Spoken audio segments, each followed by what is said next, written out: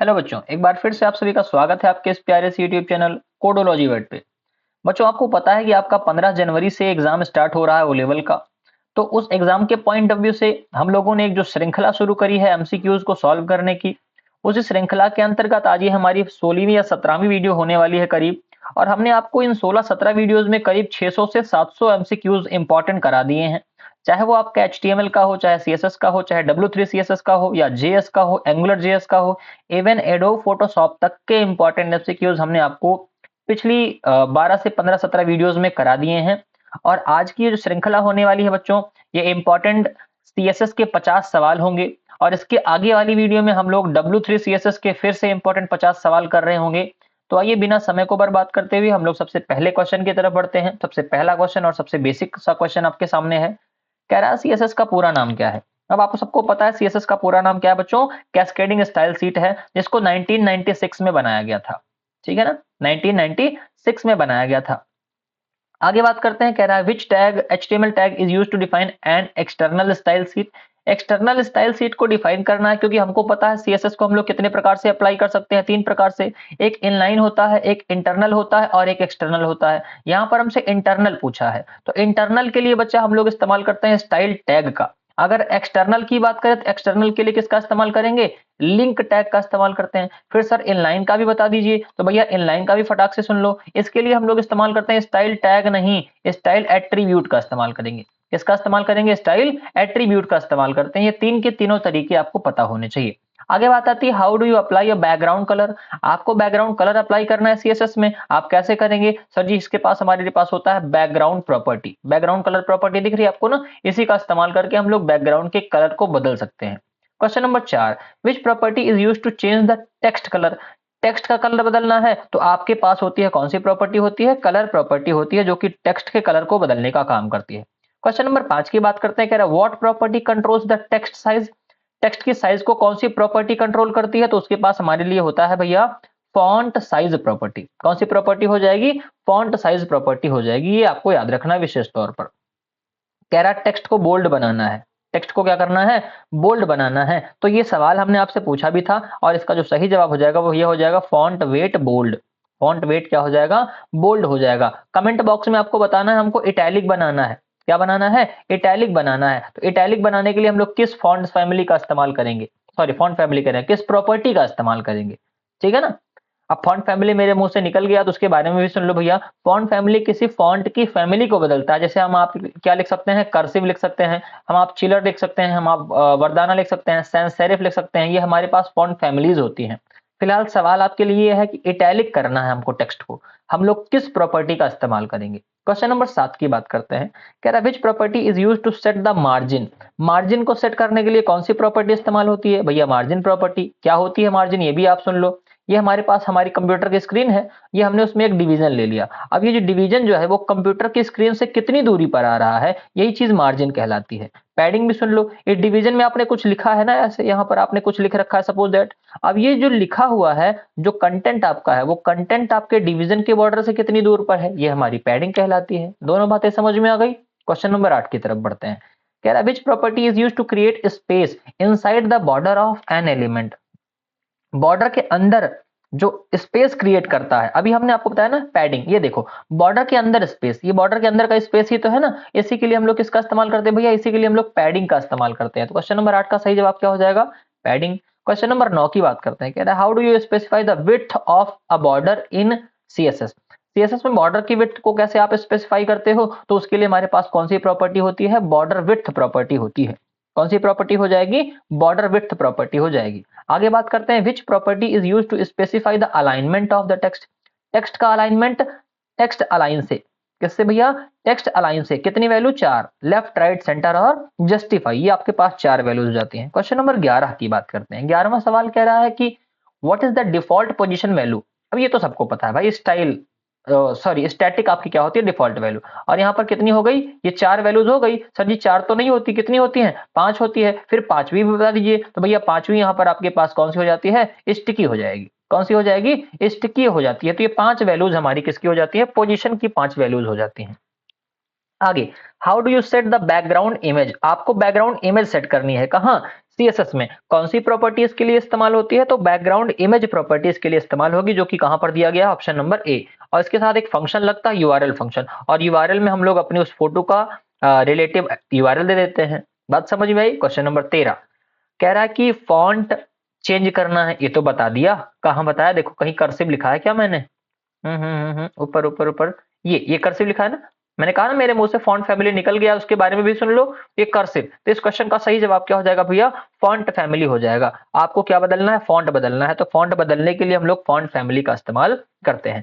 आगे कह रहा है कि which value of the overflow property is use to hide the overflow content. तो ओवरफ्लो कंटेंट को हाइड करने के लिए हम लोग किसका इस्तेमाल करते हैं? हिडन का इस्तेमाल करते हैं। किसका इस्तेमाल करेंगे? हिडन का इस्तेमाल करेंगे। विजिबिलिटी वगैरह होती है ना, तो उसी के लिए हम लोग इस्तेमाल करते हैं। How do you make an elements text italic. अब ये तो आपका होमवर्क का सवाल ही है, इसको मैं नहीं बताने वाला, ठीक है ना। क्यों? आपसे वही चीज पूछ रहा है, कह रहा है भैया आपको ना एक टेक्स्ट है उसको इटैलिक बनाना है। सवाल ही आ गया। तो ये 15 नंबर सवाल का आप जवाब हमको देंगे। अभी मैं छोड़ रहा हूँ क्योंकि बता दूंगा तो फिर वो लीक हो जाएगा आपका आंसर, है ना, और आप उसको कमेंट बॉक्स में जाकर के पेस्ट मार दोगे। तो आप इसको हमको बताइएगा कि टेक्स्ट स्टाइल होगा, फॉन्ट वेरिएंट होगा, फॉन्ट स्टाइल होगा या स्टाइल इटैलिक, इनमें से कौन सा जवाब सही हो जाएगा? क्वेश्चन नंबर 15 का सही जवाब आपको कहाँ लिखना है? कमेंट बॉक्स में जाकर के लिख देना है, ठीक है ना। आगे बढ़ते हैं। क्वेश्चन नंबर 16 कह रहा है which property is use to underline text. Text को अंडरलाइन करना, बोल्ड हमने बता दिया, बोल्ड बता दिया। इटैलिक आपसे क्वेश्चन पूछा है होमवर्क के फॉर्मेट में, अंडरलाइन की भी बात आ गई। तो भैया अंडरलाइन के लिए हम लोग इस्तेमाल करते हैं टेक्स्ट डेकोरेशन। किसका इस्तेमाल करेंगे? टेक्स्ट डेकोरेशन का इस्तेमाल करते हैं। चलिए आगे बात करते हैं क्वेश्चन नंबर 17 की। कह रहा है how do you make a list item display inline. आपको किसी लिस्ट आइटम को इनलाइन डिस्प्ले कराना है, क्योंकि आपको पता है भैया लिस्ट आइटम कैसे आते हैं? ब्लॉक लेवल पे आते हैं, अलग अलग लाइन में आते हैं। हम चाहते हैं कहाँ आए? एक ही लाइन में, ऐसे एक एक लाइन में चले आए। तो उसके लिए हमारे पास क्या होता है? डिस्प्ले इनलाइन प्रॉपर्टी होती है। कौन सी प्रॉपर्टी हो जाएगी? डिस्प्ले इनलाइन प्रॉपर्टी हो जाएगी। चलिए क्वेश्चन नंबर 18 कह रहा है कि which pseudo class targets the first child. तो फर्स्ट चाइल्ड को टारगेट करने के लिए हमारे पास कौन सा एट्रीब्यूट हो जाता है? कौन सा? ये एट्रीब्यूट नहीं भैया ना, ये प्रॉपर्टी है। अच्छा ये है क्या? तो ये है सेलेक्टर। ये क्या है? ये है सेलेक्टर। ये याद रखेंगे आप, ठीक है ना। और इस सेलेक्टर में कैसा है? Pseudo class selector. कैसा सेलेक्टर है? Pseudo class selector. क्योंकि स्यूडो एलिमेंट सेलेक्टर जो होता है ना, उसमें डबल कॉलन लगता है। कितना कॉलन लगेंगे? Double colon. और इसमें सिंगल कॉलन लगा हुआ है, इसके मतलब ये क्या है? हमारा स्यूडो क्लास सेलेक्टर है। तो ये भी आपको याद रखना है। बात समझ में आई। क्वेश्चन नंबर 18 का सही जवाब ऑप्शन नंबर बी हो जाएगा। 19 कह रहा है how do you select an element with ID. ID, जैसे आईडी की बात आए आपको दो बातें याद रखनी है, हैज के साथ शुरू होगी, और अगली बात क्या याद रखनी है कि सर जी ये यूनिक होगी। क्या होगी? यूनिक होगी। पूरे वेब पेज में एक नाम की एक ही आईडी होगी। तो कहीं पर हैज दिख रहा है, वही हमारा सही जवाब हो जाएगा। चलिए आगे चलते हैं। क्वेश्चन नंबर 20 कह रहा है which property specifies whether an element should float to the left और राइट। लेफ्ट या राइट फ्लोट करना है तो कौन सी प्रॉपर्टी? फ्लोट प्रॉपर्टी हमारे पास हो जाएगी, ठीक है ना। क्वेश्चन नंबर 21 जेड इंडेक्स क्या करता है। तो कहीं स्टैकिंग ऑर्डर दिख रहा है, स्टैकिंग ऑर्डर जो है आपका वो क्या हो जाएगा? बिल्कुल सही जवाब हो जाएगा। To specify the stacking order of the element. आगे कह रहा है which property is use to add shadow. Shadow add करना है हमको, तो शैडो ऐड करने के लिए हमारे पास कौन सी प्रॉपर्टी का इस्तेमाल हम लोग करेंगे भैया? टेक्स्ट शैडो प्रॉपर्टी का इस्तेमाल करते हैं। किस प्रॉपर्टी का इस्तेमाल करेंगे? टेक्स्ट शैडो प्रॉपर्टी का इस्तेमाल करेंगे। अच्छा एक बात और, अगर आपको सीएसएस पढ़ना है और सीएसएस को समझना है विथ प्रैक्टिकल विथ थ्योरी, तो आपको क्या करना है? हमारे चैनल पर जाना है और वहां पर प्लेलिस्ट पड़ी होगी CSS full course in Hindi. आप एक बार उसकी 20-22 वीडियोस हैं, आप उनको एक बार देखिए। आप जो सीएसएस के सवाल मैं फटाफट तरीके से कर रहा हूं ना, आप खुद सीख जाएंगे और आपके माइंड में वो प्रैक्टिकल घूम जाएगा सवाल को देखते ही। शैडो हमने लगाई थी कहाँ? अपने नाम पे ही शैडो लगाई थी, जब हमने लिखा था हैशटैग एजे ऐसे लिखा था ना। तो यहाँ पर आप क्या देख रहे थे? पीछे इसकी परछाई आ रही थी। एक बार परछाई ऊपर की ओर जा रही थी और राइट हैंड साइड जा रही थी, और एक बार परछाई हमारी नीचे की ओर आकर के लेफ्ट साइड में जा रही थी। ये दोनों बातें हमने आपको वहां पर करके दिखाई थी। तो आप इसे जाकर के प्रैक्टिकल एक बार जरूर देखिए, अगर आपने अभी तक प्रैक्टिकल्स नहीं देखे हैं और कोर्स नहीं पढ़ा है तो। क्वेश्चन नंबर 23 की बात करते हैं। कह रहा है what value of the position property makes an element stick to its initial position of the page. ये तो हमने आपको बताया है, पोजीशन प्रॉपर्टी में बताई थी ना कि भैया जैसे यहाँ पर डिवीजन है। अब ये डिवीजन पहले स्क्रॉल करूँ ना, ये डिवीजन ऊपर जाए, लेकिन ये डिवीजन यहाँ पर आकर के चिपक जाए, और उसके बाद कंटेंट स्क्रॉल होता रहे लेकिन ये डिवीजन यहीं पर अटका रहे। इसके लिए हमने कौन सी प्रॉपर्टी इस्तेमाल करी थी भैया? स्टिकी प्रॉपर्टी इस्तेमाल करी थी। तो आपके लिए इसका सही जवाब क्या हो जाएगा? स्टिकी प्रॉपर्टी हो जाएगा। फिर कह रहा है question number 24 how do you make an image responsive in W3 CSS। CSS में आपको एक इमेज को रिस्पॉन्सिव बनानी है, तो इमेज को रिस्पॉन्सिव बनाने के लिए हमको भैया विड्थ क्या करनी पड़ती है, 100% दे देनी है और हाइट को ऑटो कर देना है, मतलब हाइट अपने हिसाब से वो मैनेज कर ले बट विड्थ हमारी क्या रहे, 100% रहे। तो इसके लिए हमारे पास क्या हो जाता है, विड्थ 100% और हाइट ऑटो। 25 नंबर सवाल, कौन सी CSS प्रॉपर्टी का इस्तेमाल हम लोग कर्सर के आइकन को बदलने के लिए करते हैं? ये मैंने आपको क्लास में ही पढ़ाया था। कर्सर के आइकन को बदलने के लिए भैया हम लोग इस्तेमाल करते हैं कर्सर प्रॉपर्टी का इस्तेमाल करते हैं, ठीक है ना। जहां पर आपके पास ऐसे एक उंगली बन जाती है इस फॉर्मेट में, ठीक, या फिर आपके पास ऐसे पेंसिल, जैसे भी पेंसिल दिख रही है आपको ना, तो ये ऐसे पेंसिल बनी रहेगी। पेंसिल बनने के साथ साथ फिर आप चाहते हो कि वो आपका कर्सर पॉइंटर कुछ ऐसे इस तरीके से बन के आए, तो इस तरीके से भी बन के आता है। ये सारी बातें हमने आपको पढ़ा रखी हैं। कर्सर प्रॉपर्टी क्या हो जाएगा, 25वें सवाल का बिल्कुल सही और सटीक जवाब हो जाएगा। 26, which property is use to set the spacing between the lines of the text. ऐसे लाइन लिखी हुई है ना, तो इनके बीच में स्पेसिंग को सेट करने के लिए हम लोग किस प्रॉपर्टी का इस्तेमाल करते हैं, तो भैया उसके लिए हमारे पास क्या हो जाएगी, लाइन हाइट प्रॉपर्टी। कौन सी प्रॉपर्टी, लाइन हाइट प्रॉपर्टी हो जाती है। क्वेश्चन नंबर 27 कह रहा है how do you create a rounded corner. आपको राउंडेड कॉर्नर बनाना है। जैसे ये हमारे पास क्या होता है, बॉर्डर होता है, लेकिन बॉर्डर ऐसा ना है, बॉर्डर भैया हमारे पास थोड़ा सा किस फॉर्मेट में आए, राउंडेड फॉर्मेट में आए। तो उसके लिए हम लोग किस प्रॉपर्टी का इस्तेमाल करेंगे, बॉर्डर रेडियस प्रॉपर्टी। कौन सी प्रॉपर्टी हो जाएगी, बॉर्डर रेडियस प्रॉपर्टी हो जाएगी। क्वेश्चन नंबर 28 कह रहा है what does the visibility property controls. Visibility property क्या कंट्रोल करती है, कि कोई एलिमेंट हमको डिस्प्ले हो या ना हो, शो या हाइड, इसके लिए क्या हो जाता है, विजिबिलिटी में हमने आपको बताया था शो या हिडन, ये आपके पास क्या हो जाती है, इसकी वैल्यू हो जाती है। Question number 29, which property is use to add space between table cells. Table के सेल के बीच में हमको स्पेस ऐड करना है, तो इसके लिए हमारे पास क्या होती है, सेल स्पेसिंग प्रॉपर्टी हो जाएगी। क्या क्या हो जाएगी बच्चा, सेल स्पेसिंग नहीं, सेल स्पेसिंग याद रखना है क्या है, एट्रीब्यूट है। आप कंफ्यूज हो सकते हो, एट्रीब्यूट है सेल स्पेसिंग और सेल पैडिंग, ठीक है ना। लेकिन यहाँ पर हमको क्या करना है, CSS के थ्रू करना है, और ये HTML का एट्रीब्यूट है। ये किसका है, ये HTML का एट्रीब्यूट है, हमको CSS के थ्रू करना है। तो CSS के थ्रू करने के लिए हम लोग बॉर्डर स्पेसिंग ऐड करते हैं। क्या ऐड करेंगे भैया, बॉर्डर स्पेसिंग। बॉर्डर स्पेसिंग का मतलब फिर दो सेल के बॉर्डर आपको दिख रहे हैं ऐसे आपस में, तो इनके बीच में ये बॉर्डर दिख रहा है ना, ये बॉर्डर की स्पेसिंग बढ़ेगी। तो यहाँ पर क्या हो जाएगा, क्वेश्चन नंबर 29 का सही जवाब हो जाएगा ऑप्शन नंबर बी।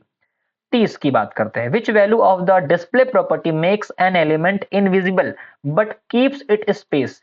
ये क्या करेगा, डिस्प्ले और विजिबिलिटी में हमने आपको बहुत अच्छे से अंतर बता रखा है कि डिस्प्ले नन कर दो, डिस्प्ले नन कर दो, और विजिबिलिटी हिडन कर दो। विजिबिलिटी क्या कर दो, हिडन कर दो। दोनों में अंतर क्या है सर जी, दोनों में अंतर यही है भैया कि जब डिस्प्ले नन करोगे तो वो क्या करेगा, उस एलिमेंट को हटा तो देगा, वहां से गायब कर देगा, लेकिन उसका स्पेस वैसे का वैसे छोड़ देगा, ठीक है ना। ये आपको याद रखना है। तो यहाँ पर आपके लिए सही जवाब क्या हो जाएगा भैया, आपके पास जो सही जवाब हो जाएगा वो डिस्प्ले नन हो जाएगा। लेकिन विजिबिलिटी हिडन कर दोगे ना, तो वो उसका जो स्पेस है ना, वो स्पेस भी कवर कर लिया जाएगा अगले एलिमेंट के द्वारा। तो ये चीज आपको याद रखनी है। Question number 31, what is the default value of flex direction.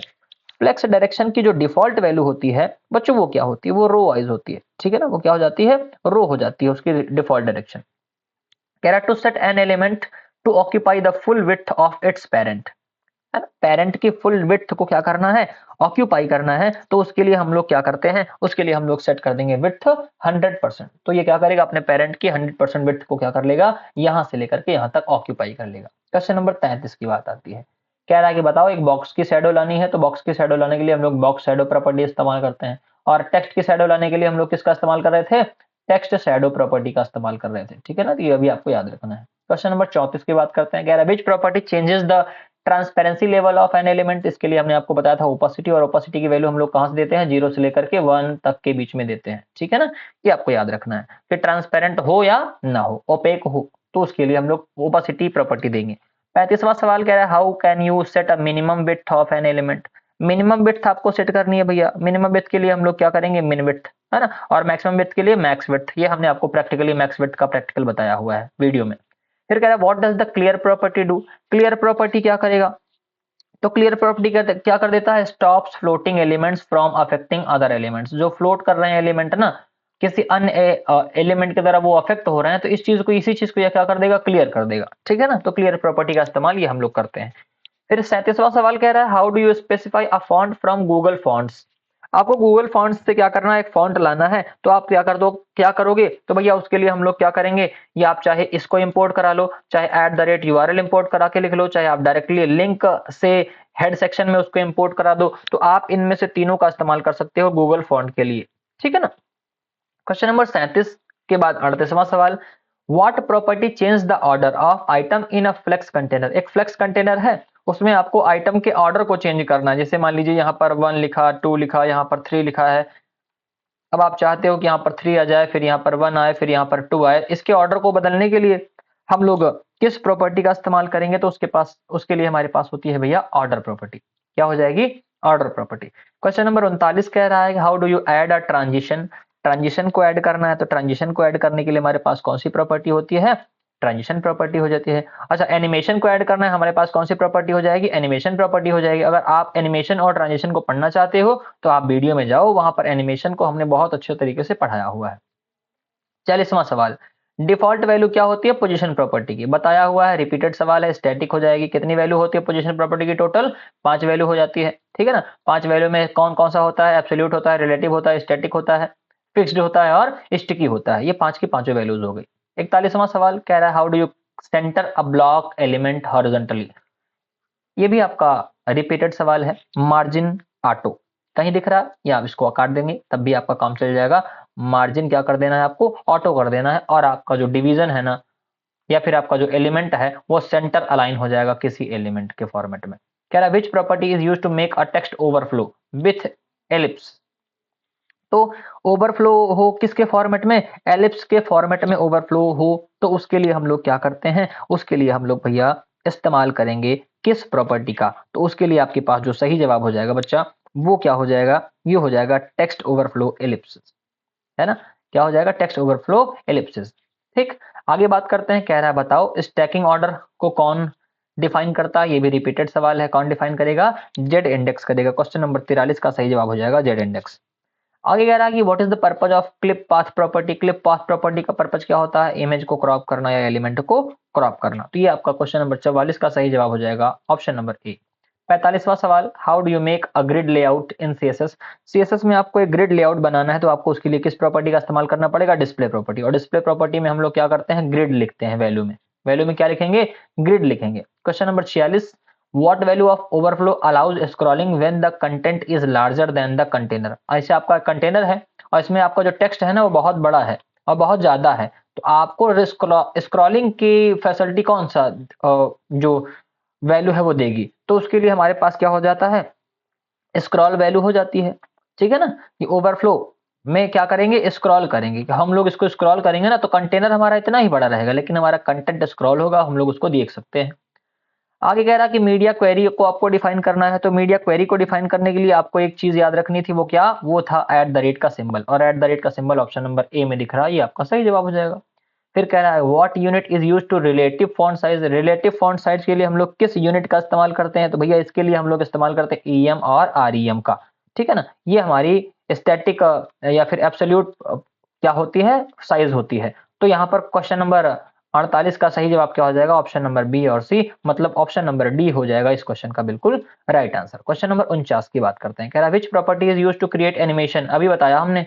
ठीक है ना। एनिमेशन के लिए एनिमेशन प्रॉपर्टी, ट्रांजिशन के लिए ट्रांजिशन प्रॉपर्टी। आखिरी सवाल आज की इस वीडियो का, कह रहा है how do you make a fixed navigation bar in CSS. CSS में आपको एक फिक्स्ड नेविगेशन बार बनाना है, तो उसके लिए आपको क्या करना पड़ेगा? उसके लिए आपको पोजीशन क्या कर देना पड़ेगा? फिक्स करना पड़ेगा। और टॉप कितना रखना पड़ेगा? टॉप 0। क्यों? क्योंकि फिर आपका जो नेविगेशन बार है वो एकदम टॉप पे ऐसे इस तरीके से आए और ये यहाँ से फिक्स रहे, यहाँ से हिले डुले ना। ठीक है ना। तो इस तरीके से आप क्या कर सकते हो? यहाँ पर एक बढ़िया सुंदर सा नेविगेशन बार क्रिएट कर सकते हो। बात समझ में आ गई ना। तो ये आपके 25 और 50 इंपॉर्टेंट सवाल रहे किसके? सीएसएस के। तो आशा करता हूँ ये वीडियो आपको पसंद आई होगी, और वीडियो पसंद आई है तो वीडियो को लाइक करेंगे। चैनल को अभी तक सब्सक्राइब नहीं किया है आपने तो उसको कर लीजिएगा, और लोगों से भी इसको सब्सक्राइब करवाइए, ताकि आने वाले समय में हम लगभग लगभग उन व्यक्तियों तक जरूर पहुंच पाएं जो ओ लेवल की तैयारी कर रहे हैं, या फिर कंप्यूटर के कोर्स को सीखना चाहते हैं, या कोडिंग सीखना चाहते हैं। उन तक हम जरूर से जरूर पहुंच पाएं और अपने कंटेंट को इजीली उन तक पहुंचा पाएं। ठीक है। तो एक प्यारा सा कमेंट आपको लिखना है। अभी हम लेंगे इजाजत और मिलेंगे हम आपसे अगली वीडियो में, जहां पर 50 इंपॉर्टेंट सवाल लेकर के आएंगे फिर से W3 CSS के। तो आज के लिए इतना ही, दीजिए इजाजत। Take care, bye bye.